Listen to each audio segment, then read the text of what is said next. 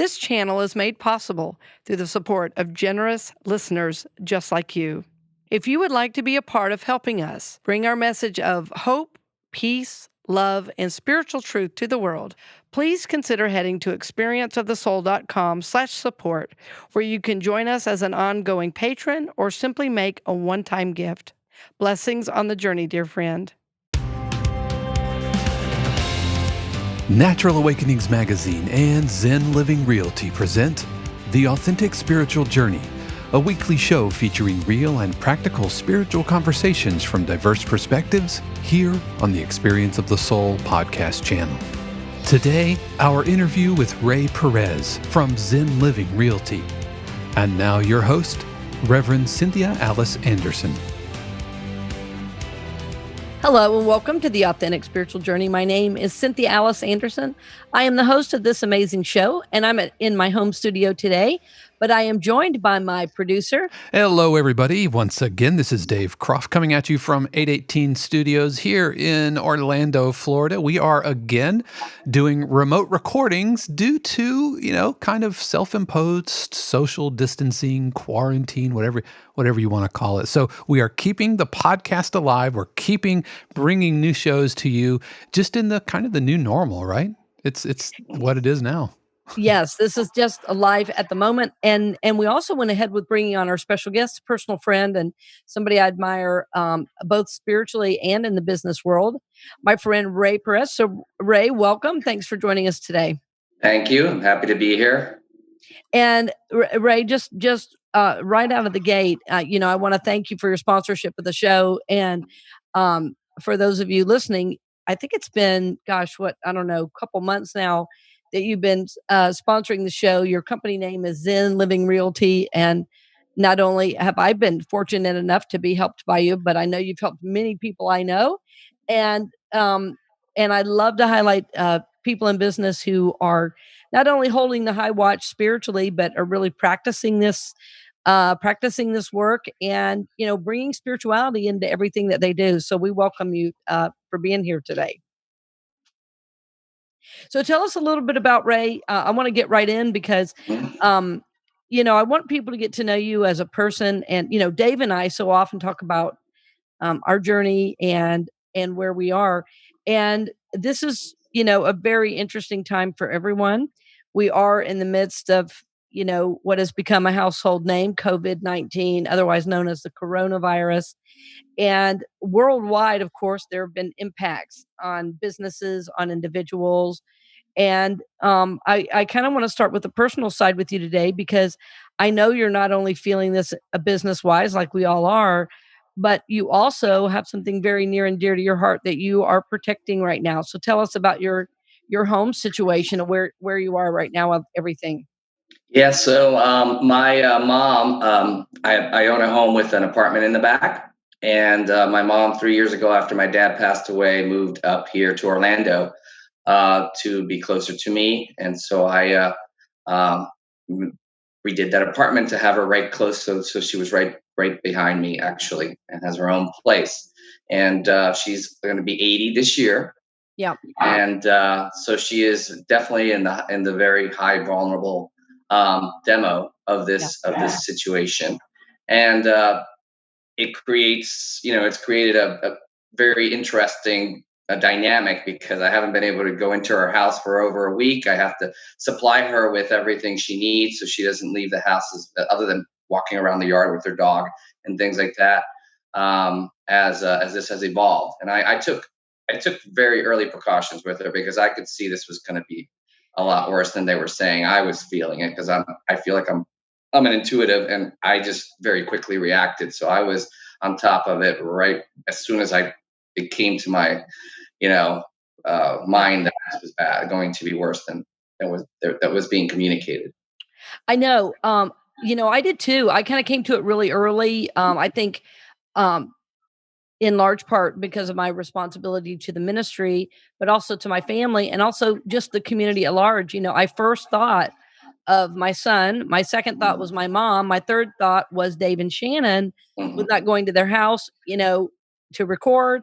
And right in line with that was CCU. Orlando was, how can I, protect the community. And I don't know if you've been there the last couple weeks with everything you've had going on, but on March 1st, we were already using hand sanitizers and telling Mm-hmm. people, let's not panic, but let's keep distance and space. I saw it very early too. And at first I wondered, is it being made too big of a deal? But I literally went and bought food then because I saw, what I believed is something very serious, coming our way. So, Yeah. um, yeah, I think when you're responsible for others, it really behooves us to really listen and pay attention. And like you say, you are highly intuitive, and I think it was your intuition speaking to you and me as well. Hmm. Yeah, I had taken her as things were evolving. I took her to her dot. She likes to go to the dollar store before I take her food shopping, and so we were in the dollar store, and I'm bored right behind her. And for some reason, I just went, "Let's grab a bunch of these hand sanitizers." And I got like 6 or 7 of them. I don't know how many. She's got a bunch at her house, and I got a few at my house. And they've been gone forever. So it was like a interesting thing that I decided to grab so many of them. I never even use hand sanitizers. I wash my hands all the time, but I just didn't use. I wasn't in the habit of using them as well. Right. And it's all about protecting those you love and to protect the most vulnerable, for sure. Dave, I wanted to check in with you too and to see how's everybody doing at your house. Everybody's doing really well here at the Crop House, and yeah, Larry's doing fantastic. We had a little bit. I don't want to call it a scare, but he's been kind of coughing and sinus stuff, and so out of an overabundance of caution, we convinced him to go to the doctor, and yeah, he's got. I mean, he's the sniffles, but it's not the coronavirus or anything as far as we know, but he's hanging in there, and we are doing everything we can. We're almost on lockdown, kind of like not really quarantine, because like me and Shannon ran and got Dunkin', drive through the other day, but we're really kind of treating it like a soft quarantine situation because Ray, just like you, Mhm. Shannon's folks are both in their 70s, and he is diabetic, and he's Mhm. like I've said before, he is the center of the target demographic that is greatest Mhm. at risk, and so we're doing everything like not recording shows here. I'm not having anybody into the studio, and I'm getting volunteers to help out at CCU for the live stream positions because I don't think it's not wise for me to go and risk that exposure. Yeah. Exactly. Go ahead, Ray. What were you going No, to I say? was going to say that I actually had the opposite. I actually came into this situation with a sinus infection, and so I was going, okay, I got to be careful because my immune system's down, and I don't want to give it to her when this is going on. So that's why I started distancing myself from her very quickly because I had an infection that I had to take that just actually just cleared up just a few days ago. So it was coming ahead of the situation, and that created like she was worried that I might have something else, and I was like, no, I don't have. I have a sinus infection, but I don't want you to get it because Right. that's just going to create Right. more problems. So it's an interesting time. It is, and I think Ray, that all these things you're saying is really about honoring others and really putting others' safety and health before our convenience. And Hmm. so I think as a culture, we've seen some of the worst in terms of people who seem to just be like kind of blatantly doing the opposite of what authorities have Hmm. said, and millennials tend to get picked on, but it is largely the millennial crowd. It seems to be that's just no matter what, we're gonna, be out here until bars close down. We will be hanging out. So I think that all the things all three of us are discussing are really when we come into maturity, not only as humans, and our care for each other, but our maturity as spiritual souls, realizing our interconnectedness. We want to do the right thing. It's not I mean, it is an inconvenience, but the bigger issue to us is not, well, can I not go, uh, you know, go to a restaurant every day just because I want to? It's more, hey, I do what I have to Hmm. because I love those people around me and I love my community at large. And so I think all of us feel a tremendous responsibility and connection to that. Mm-hmm. I agree. Yeah, and I think it's an increase of multi-generational households in the US. Mm-hmm. Yes. We're seeing that more and more, and I don't know specifically what that's a product of. I don't know if it's, boomers aging and not having retirements and pensions drying up and that kind of thing. But yeah, multi-generational households are becoming much more normalized in the country, and I never dreamed that I would be one. Like Shannon and I would be a multi-generational household. Yeah, and that actually brings a point to my business, and I have been seeing more and more people wanting to buy homes that have auxiliary apartments or have an area that can be separated for older parents or even for kids coming back from school that are not quite ready to leave yet. For it, just the dynamics are changing. I think also the cultures, the Latino cultures that have come into this country, and the Asian cultures tend to do more of that. Bring their family, extended family, into the household. So I'm seeing that a lot as people make purchasing decisions on homes, and I think it's going to continue to grow. In fact, developers are actually starting to create homes that can be their flex homes Yeah, that can be adjusted Yeah, for that. our home specifically, we purchased it because it was 3,000 square feet, all on one floor, which is very difficult to find. Mm-hmm. And we have, we've given them 3 rooms, so there's a little den and and so we've essentially given them a whole kind of half of the house, or a third of Yeah. the house that's theirs, and the kitchen and living room are kind of in between it. So even though it's not a detached living space, they have their own bathrooms, and that was Mm-hmm. very top of our list when we were buying a home a couple of years ago. Mm-hmm. Yeah, absolutely. Yeah, and it's funny that you said that, Ray, because I was gonna say, I know there have been changing trends, and, I know you've done a lot of, renovations and Mm-hmm. flipping of houses, so you know what the trends are, and you've done that for a very long time. And I know our listeners would love to hear a little bit about, kind of what you've done over the years, because people want to work with other spiritual people. That's what I found. When you're serious on the path, you want to work with and support other people who really value the same things you value. So tell us a little bit about, what you've done in the past with working with all these homes, flipping homes and things like that.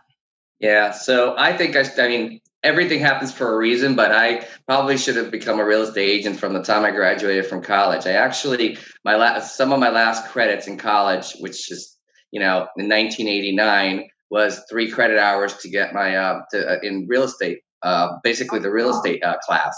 And I went ahead and during spring break took my test and passed it. And I had my license for years as I went into corporate America and went into I became an advertising sales consultant for a good decade in Orlando.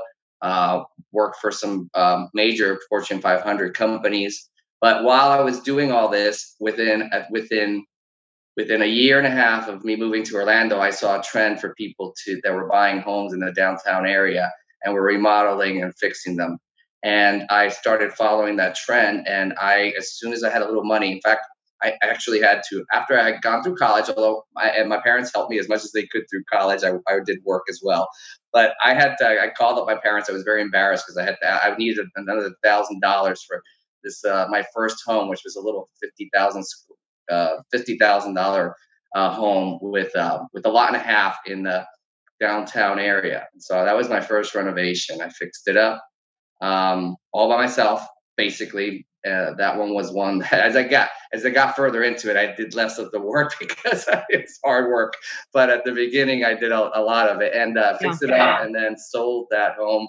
Not even 2 years, about two exactly, actually 2 years later, because I usually did it so I didn't pay capital gains.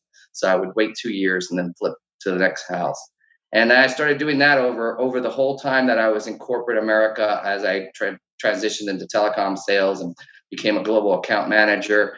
It was kind of a side hobby, and I never did it I never hung my real estate license because it would have been a conflict of interest. But I was doing that as another opportunity to earn income.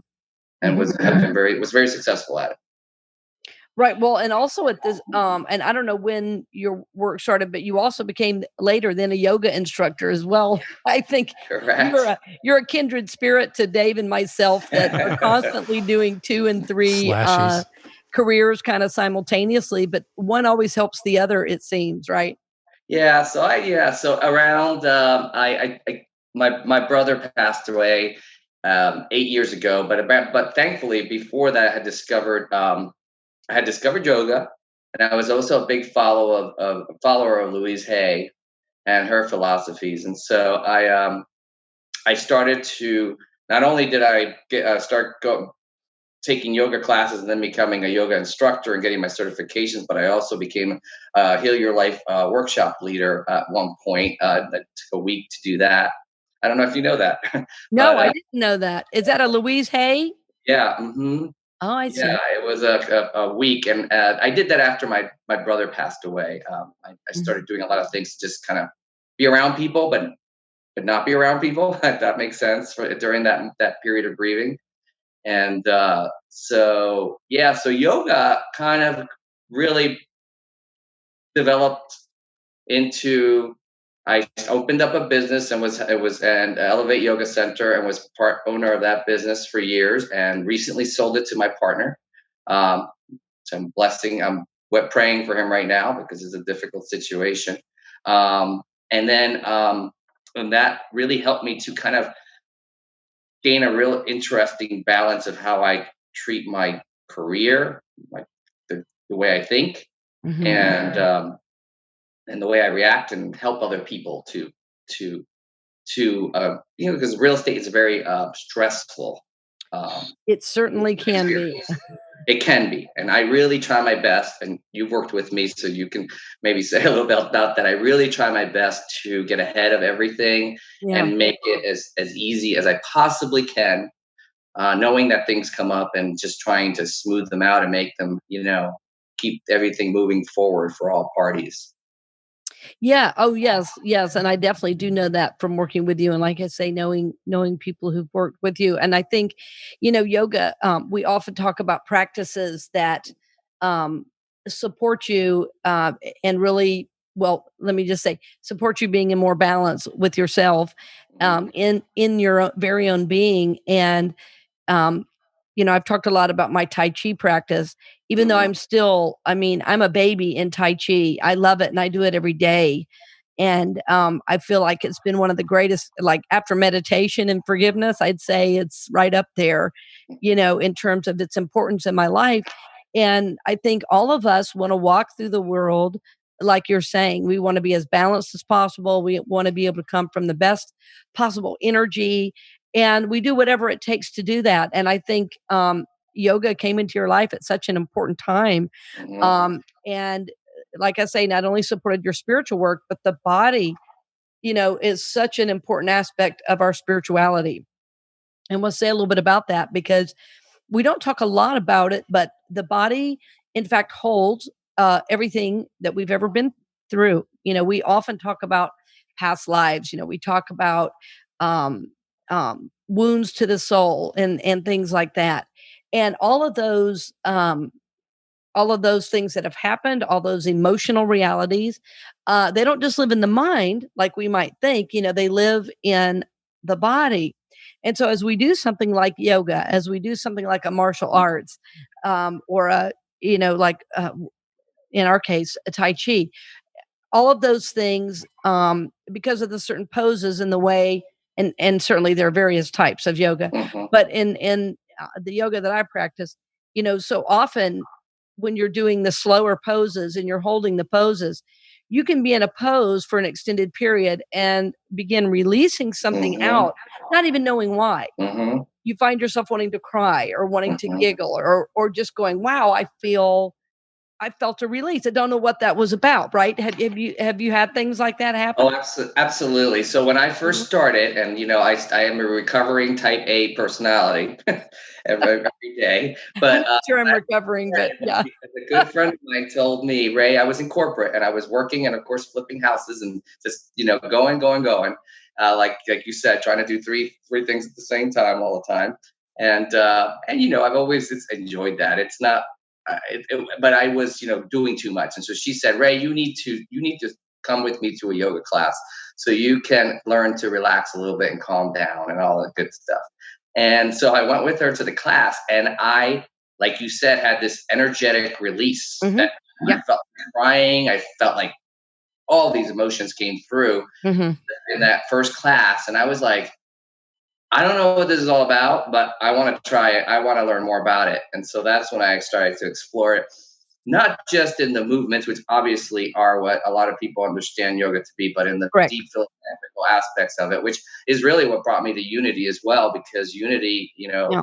Eastern type of belief systems that I Mm-hmm. incorporated into it really started to blend a belief system that I felt comfortable with from where I came from initially, which I was lost. Yes, yes, and I think, grief and life happening and things happening that are beyond our control, really bring us, I think, into a more serious spiritual journey. I think for so many of us, loss or a grief, is what catapults us into deeper spiritual work. And I know there's a little bit more I want to ask you about that. It's about time for a break. So, friends, we're glad you're joining us, and we're happy that you are just listening right along with us. And we just feel you're in the conversation with us. So, we will be back right after these brief messages. Thank you.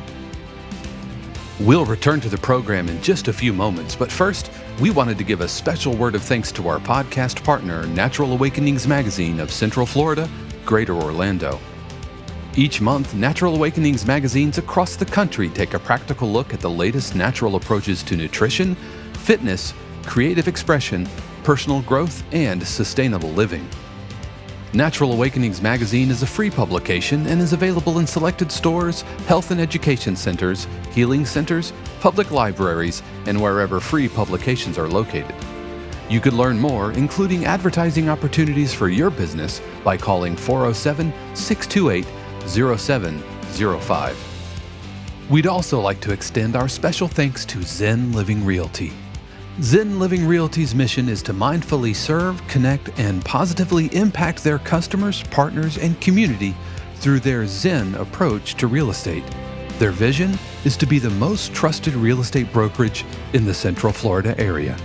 You can reach Zen Living Realty at zenlivingrealty.com or call 407-800-2717. And now we return you to this week's episode of The Authentic Spiritual Journey with your host, Reverend Cynthia Alice Anderson. Hello and welcome back. We're here. I was going to say in the studio. We're in our individual studios. I'm at home today. Dave's in 818 Studios, and our guest Ray Perez. It's I guess interesting. You're home in your living room. Yeah, it's Yes, interesting I am. how normal this has become. I was watching a Colbert thing, and John Baptiste is playing piano, like with just his phone. And so I'm glad that Americans and the world are getting used to this kind of thing, because I think this is the future.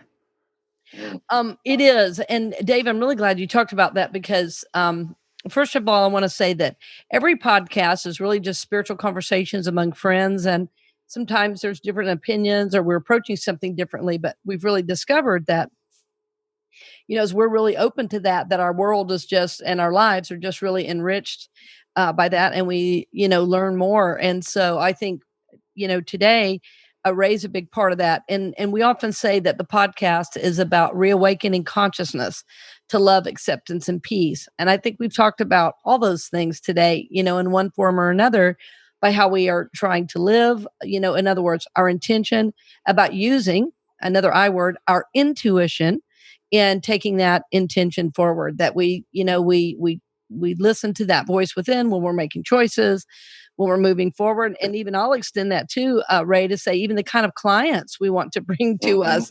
I've worked with so many business leaders and small business leaders who at one time or another were struggling with the kind of clients they had. And I, in one-on-ones or in conversations, I'll find myself saying, well, just pray them out. You prayed them in, just pray them out.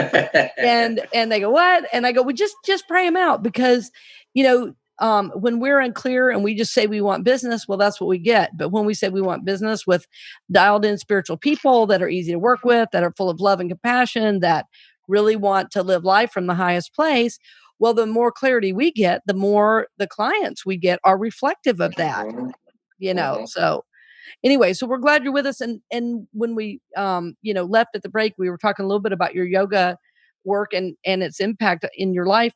And the other thing I didn't want to forget to mention is that you also even became an instructor while all this other stuff in your life was going on. It's pretty impressive. And I think that's when I got to know you more, Mhm. was when you were going through that process. Mhm. Yes, definitely that was it. And I have invested a lot of time, a lot of very good time, in a lot of different modalities of teacher training when it comes to yoga. Hmm. So and I think as I explored it more deeper, what I found was that really in this country it tends to be a lot about the movement and all, and but there's so much more. It goes so much deeper, and Yes. it really is a way to really enhance the way you live your life in a positive way Hmm. by following a lot of those philosophies. They're very, and I don't think they have any religious barriers to anyone, no matter where what faith tradition they come from either. It's just No, I have heard of only in the last couple of years of a fundamentalist pastor speaking directly against yoga, but that's the only instance. mhm, I mean, a couple instances, which is, I think most good pastors would see the benefits.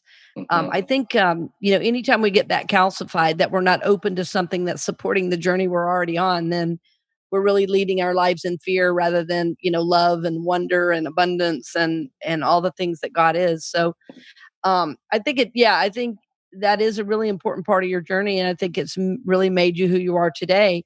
Although now you're not. I don't think you are teaching right now. It's mostly real estate and taking care of your mom and that type thing. yeah, I'm still teaching myself, but I am not formally teaching anyone at this time. Yeah. Maybe in the future that'll come back when a little more time opens up for me Yes. um, to do it that way. Well, the thing too, I want to make sure and get to. I've been teaching online a few classes. I felt really guided during COVID-19 when the swirl of it was finally hitting the U.S. in a real way. Um, that I'm glad that early on I was mindful of what was happening, because um, so much of what we're talking about, Ray, in your story, is part of the journey that all of us go through. And I think it's part of the COVID-19 journey. And it's the reason it feels so shocking is because the journey is seemingly forced on us from the outside. And I think Mhm, the steps that we're each going through now are release, surrender, and then finally awakening. mhm, And that in the release pieces, when you were in the corporate world, if you don't mind me, just riffing mhm. off your story a little bit, Yeah, but when sure. when you were in the corporate world and you were doing real estate on the side, it was like there was something in you that was like, man, I really enjoy this over here. And Mhm, so even really early on, like you said, even in college, you had this desire. And so I think desire definitely pulls us forward. And then whatever most closely matches that, or whatever doesn't match then that desire, we have to be, slowly in this process of release mhm, and even surrender so that the new can come forward. mhm, That was true also and you becoming a yoga instructor. That was also true and you going into full-time, real estate work, mhm, that there's a release of the old and then finally an utter surrender to God so that this new piece can, awaken and move forward for you. I agree, and every step of the way was a learning process that has made me better at what I do for a living. Mhm. Um, Also, I think, although I'm wearing a Zen Living Realty hat, I think I really learned to take off my corporate hat and become more of just who I am and what I love to do. So it Mhm. doesn't feel like a job. I Yeah. know you know that feeling. Yes, I do. Because all those other jobs, they were very, very successful uh, positions, and I made very good income, but I did not feel the way I feel now about waking up in the morning and getting ready for work or traveling and doing all that stuff. Now I sometimes can, work more than I probably should for a day, and I don't feel like it's a burden, or it's making me feel like I want to do something else. So although if what's happening right now, let's go back to the coronavirus. I have to have a lot of faith right now because my business has just completely come to a complete standstill. There is nothing going on. No. Yeah, nobody's buying houses right now. Nobody wants to go into someone's house. If you do, it's got to be a very unless it's empty. Everyone's afraid Right. coming in, coming out. Everybody's on standby right now, Yeah. and we don't know how Well, long that and with standby is this, going to be. we don't. And with the stock Mhm, market crash as well. I mhm, mean, everybody's kind of in free fall. mhm, And honestly, the reason this is happening, my belief, is to wake us up, is to really mhm, wake us up to God and to what is possible.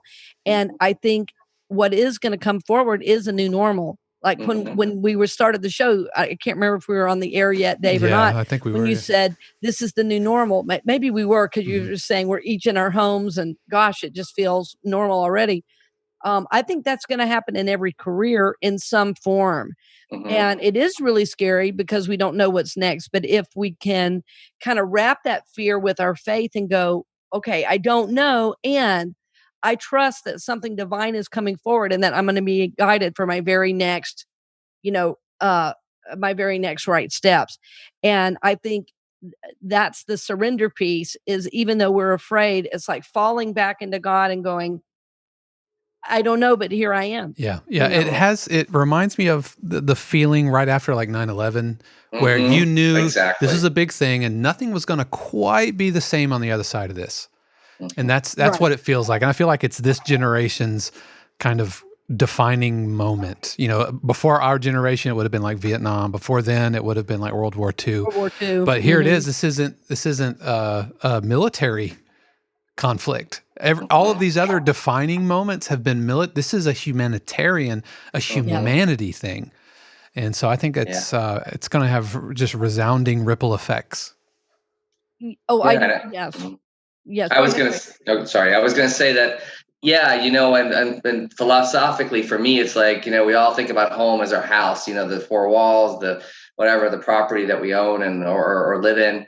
But in this situation, we're all starting to go. Hey, we've all been fighting with each other. We're always in conflict with all these different countries and things, and really, we're all living in the same world. This virus has basically reminded us that we are all so connected That's right. that I mean, it's incredible. I don't think there's ever been a better representation of that without making it sound positive, but it is a positive, I think, concept in the sense that is definitely waking people up, or at least I Yes, hope. Mhm, yes, I've been very aware of that also, Ray, and one of the reasons too I self-quarantined was because I was just in New York, and if anybody's watching the news, they know the New York mhm. cases, like, are over Horrible. 2,000 today, and they're basically doubling by the day. And, I don't, have symptoms, or anything like that, but um, as I was in New York, I had this overwhelming feeling of, well, several things. One, I really fell in love with New York in a way I hadn't before. I used to go, "Oh, it's so much concrete," but somehow this time I fell in love with it, in a really different way. And the connection I had with people from all over the world. There was an actor I love and was able to, work with the last couple times I'm there. And um, so anyway, while I was there, I had this real love affair with the city and its people, and that love affair was about connection with the world. And I found myself saying to Unity of New York, it's so important this community's here, because in fact, New York decides so much of what happens in the world. And I'm not talking about the stock market. I'm talking about the likes, the dislikes, the fashion, the consciousness, the um, and even how other people view the world. And that particular ministry there, Unity of New York, was holding the consciousness of peace, of love, of healing. So, but at the same time, the interconnectedness could not be missed. In any cafe, it was like, I felt like there were at least 3 languages always being spoken, and I love that. And Yeah. I don't know if you guys remember Simona Fargnoli, but she was one of our employees, Yes. and we got to reconnect, and she even helped me in my workshop, which was great. And she's from Italy, and so another reason I was kind of clued into to the virus is she had so much information from Italy directly, from her family. So, but anywhere we went, there was somebody speaking Italian and she would talk to them and then somebody else would, chime in. So, yes, we are intimately connected on every level. And that includes, like you say, might seem negative, but what we're seeing is love knows no border. Yeah, that, that, and dis-ease, this virus knows no border, and no property line is going to decide that. And I think that's a very important spiritual teaching, and awakening for us to take away our interconnectedness. Very, very important. Yeah, I agree, and I think that is going to I think that's going to evolve into a different way of people living, or with each other, after this is we start to learn to live with this, because this is something that may be around for a long time. It's not going to necessarily go away from one day to the next. I absolutely agree. Yeah, it's going to be. Well, I just talked with a friend who said in Kansas City they've already closed school, well, in-person classes through the end of the year. I mean, and that's going to happen here. And um, I talked to my son a little bit about it, and he's in his own process with it. He's only 12 years old, and it's like, well, wait, I won't go back to school. It's like, and I said, I think life as we know it will never be the same. Actually, I think we're being called to let go of things as they are, and we don't have a choice, really. Ultimately, I agree. we are being called to let go of things, as they are. And again, that is going to be an advanced spiritual step to be able to do that. I think. To take care of each other and to learn. Our society tends to be, each man for himself in terms of our culture, especially here in the U.S. Yes. And that's going to dramatically change. There's just, it's people are going to have to be more conscious of everything they do around each other to help each other survive, and hopefully start to thrive again in a different, paradigm eventually. Which is, I think there's going to be a lot of chaos, but that's the way the universe works, right? Before things change, and yeah. Yes, they say, I'm forgetting the name of that chaos theory. But yes, that there's chaos before creation. That's and I also think right now, I really want to encourage people, because I've talked a lot about us not being able to control what's happening, but there are some things we can work with. We can control the thoughts that we hold. We can control the intention we set. And I was talking with a friend the other day about, a financial intention, and because I had just had this kind of unusual manifestation. I knew I had several bills that were going to be coming my way, and I needed a chunk of money, and so I just claimed this amount of money in 30 days. So it took 40 days, but I got more, than I was holding. And when I started that, I had no idea where it was coming from. I had no idea what speaking opportunities were going to come my way. I had no idea what um, how many ways I was going to be called on to support people and then turn around and give a love offering that was 2 or 3 times what, I expected. So I'm saying all this to say that there is a lot we can do, even though we're in this huge release surrender process. Part of the awakening will be our clarity of thought and what are we trying to bring forward. So, like in your business, Ray, like even though, yes, you don't know what's happening next, and yes, it's true the phone quit ringing, but the business is not your source. God is. Mm-hmm. Plain and simple. For Dave, it really looks like, these other places where he's gotten income are his source. It looks like my source is a paycheck from CCU, but no, God Mm-hmm. uses many channels to bring us our good. And so, and I would say the same thing, even is health. We can hold thoughts of health. We can do all the smart moves, which is washing our hands, sanitizing, staying at home, self-quarantining. All those things we can do when our thoughts and our actions are in alignment. Well, that's creative. And then we can affirm as well that truth. So, friends, I want you to hear me say that for all of us, yes, there is a process we can't control, but there's a lot we can. And so really just moving back into the awareness that God is always with us. God is our source even through these times.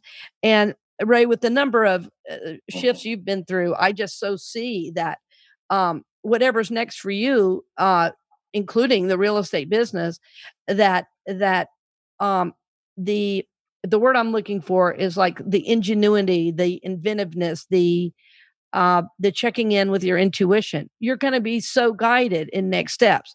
In the short term, it's like, I don't know. Yeah, But in the short term, oh, sorry.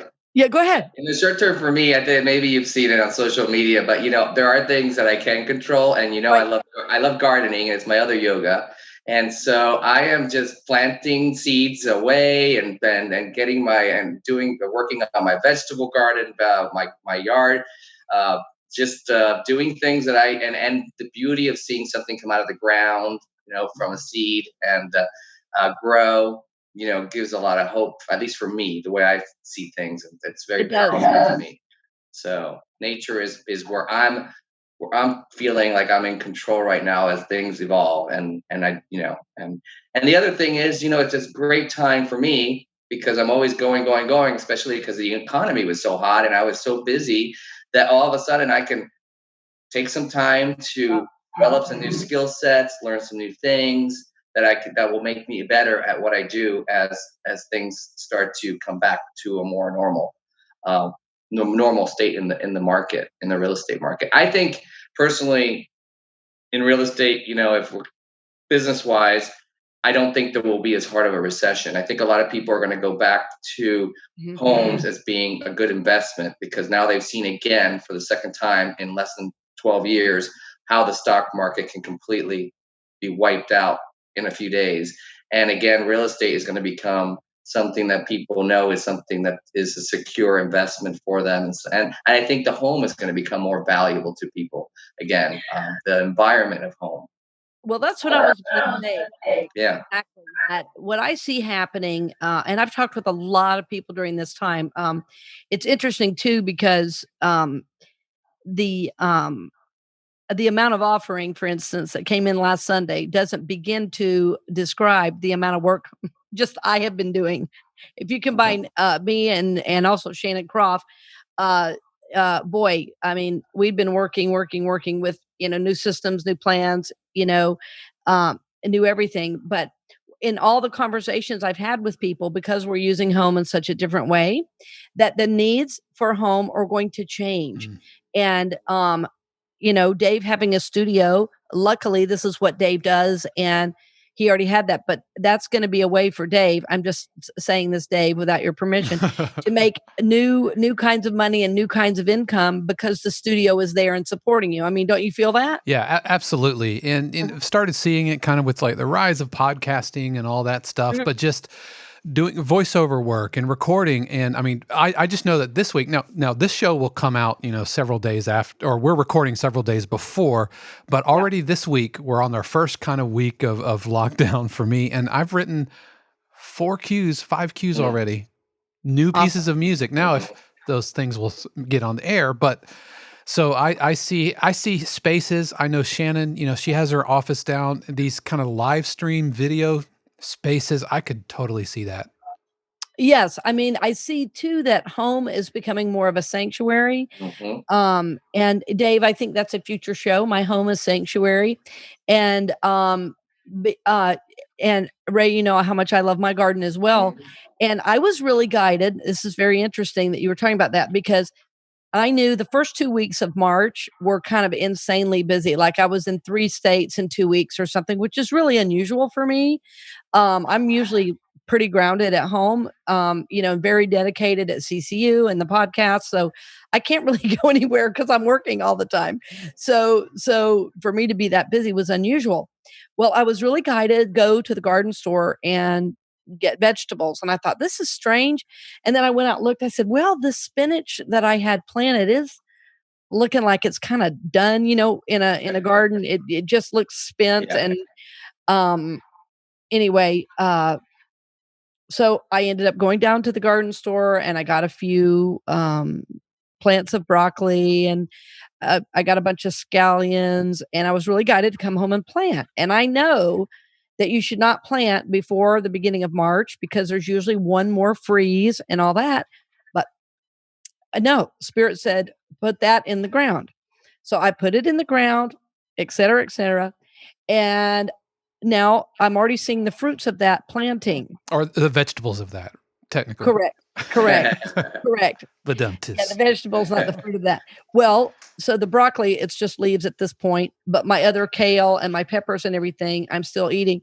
So I don't actually have to go to the grocery store because I have enough I'm growing. And, I feel like that was straight from God, just listening to my intuition and then following through, even though like logically it wasn't making sense. But the planting, yes, if you can get out there and dig in the dirt, because what we're seeing with COVID-19 is actually, I think, a problem of the earth, and the earth is clearing out, and we are having to support that. So, the other thing, Dave, I want to make sure and get in the show notes is this song from Daniel Namod called "Planting Seeds." Okay, I'll get it. I don't know if you know that song, Ray, but no, I don't. I need to look it up. Yeah. Okay, friends. Well, are we out of time already, Dave? We are out of time. Absolutely. Sorry, we wound it up. I have learned that 40 minutes is not enough for me. I need an hour. But Ray, thank you so much for joining us from Zen Living Realty. Thank you. We certainly bless you in your work, and I see you just being so lifted, so supported by the universe. You give out such great energy, and I see you, and your business partner, Media, really, really supported and blessed in all this. And also, we're here to support you. If there are shows that you want to hear that are, more supportive of you guys moving forward, just with where you see things going, let us know. Dave and I are here to be of service to you. And to all our listeners, we say thank you, too, for joining us. We love you. We bless you. And we feel honored to bring you the show every Monday. So blessings on the journey, dear friends, and thank you for listening. We hope you've enjoyed this episode of The Authentic Spiritual Journey presented by Natural Awakenings Magazine and Zen Living Realty. The Experience of the Soul podcast channel is also made possible through the continued support of our angel patrons, Dove Borland, Peter Gibson, Paul Caswell, Arlene Meyer, Kathy and Terry, Marcia Mott, Nora Miles, Diana Cox, Leslie Williams, Susanna Garcia, Shayla Mount, Dorothy Moore, Aggie Payton, Taryn Tucker, and Anna Evans. The Authentic Spiritual Journey is copyright 2020 Cynthia Alice Anderson, all rights reserved. Our theme music is composed by Dave Croft and used with permission from RR Hot Publishing. The Experience of the Soul podcast channel is a production of 818 Studios.